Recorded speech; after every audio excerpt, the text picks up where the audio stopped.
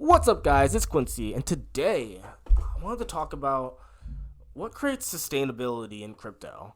Because right now, you see a lot of people going to the exchanges, buying some crypto, hoping they get rich, and then selling when they believe they made some money. And maybe some people may go out and buy some monkey NFT pictures or some other crazy crypto stuff. And you may see some DAOs out there in terms of trying to offer returns based off of trading or whatever.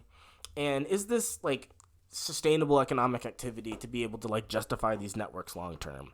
And I think a lot of stuff that's going on isn't very much like sustainable. I think it's just capitalizing off hype. But then it begs the question of, well, what would a sustainable ecosystem look like? And I think that's primarily going to be focused around sort of the core concept of bringing value onto the network and then using that value that's now on the network and then being able to exchange it on the network. And then due to that, what ends up happening is the network demand becomes the ability to exchange other things of demand on that network or to execute other things of demand on that network in the form of dApps or applications or whatever. So as you have more applications that are in demand and as you have more assets that are in demand or you have more parties that are in demand to trade with, the demand for networks is going to be a bit more sustainable in the fact that there's always going to be somebody out there to engage with, to trade with, to execute someone's dApp, to engage with in some capacity. Right now, I feel like 80 to 90% of the crypto space is basically people taking a bunch of fiat, pouring it into crypto, and then taking their crypto and then withdrawing it back for fiat when they believe that the amount of value in fiat it outpaces the amount of value they initially put in. And obviously that's like typical trading, but you can't really like build like widespread economic ecosystems based off people just like buying and trading and speculating off where they think other speculators are going to go. There needs to be like a fundamental demand for the network itself. Otherwise, as soon as people no longer believe they're going to make any money, well, they're all going to bail. And I think what ends up happening is the fundamental driving value of the network, like why would anybody even hold this token to begin with, is going to be with A, how many other participants on the network that they can engage with, B, what other assets can they engage with on the network in terms of being able to trade, whether this is trade finance, whether these are items in a game and there's a whole game economy that people are able to engage with, what are other things that people can use on the network that have some form of value, and then what type of dApps can you execute? What dApps are there on the network for me to engage with that's going to bring demand to that network for me to engage with in the first place? I don't think a lot of that's really like being even asked right now. It's more of, oh, buy this token because more people are going to buy this token, and you should get in now because, vaguely in the future, more people will buy this, I guess. And I don't really think that's like a good answer for like the future growth of this space.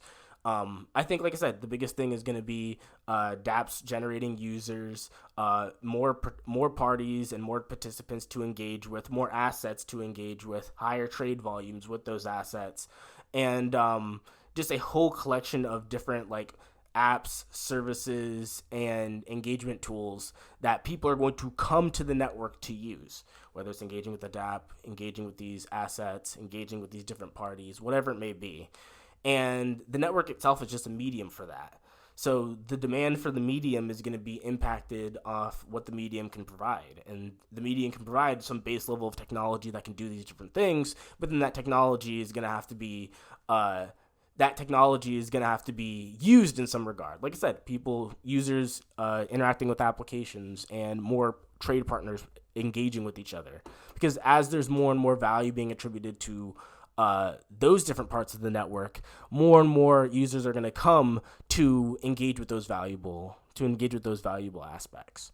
And that's essentially what's going to create at least some sort of ongoing sustainable ecosystem, because there's always going to be somebody coming into the ecosystem to deal with something other than just buying the native token and hoping that somebody uses it. Or if they are buying the native token, they're buying the native token to be able to engage with the ecosystem rather than to hope that somebody else in the future potentially buys the token in some regard. And what ends up happening is the overarching demand for the native token is going to increase based off of the amount of engagement that's happening on the network. And ideally, and this is sort of like my developer brain kind of hoping, and this is me sort of justifying everything I do, is that you can create such sustainable economic activity on the network that the overarching demand demand for the network token increases as time goes on.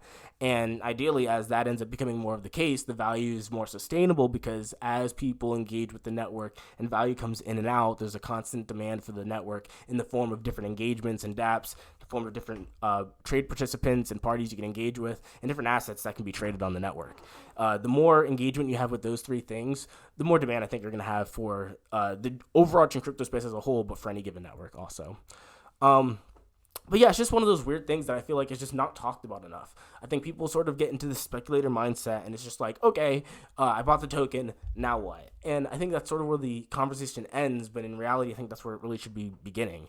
It's, okay, you bought the token, now what? Are there different services on the network you can engage with? Are there different means and different assets you can trade? Because the network token ends up being the most liquid token on the network. So you having a means of being able to trade into other assets that you would otherwise wouldn't be able to have access to is a great means of being able to engage with the network. What other parties are on the network, or what other institutions are on the network, and what are they providing? What products are they providing? What services are they providing?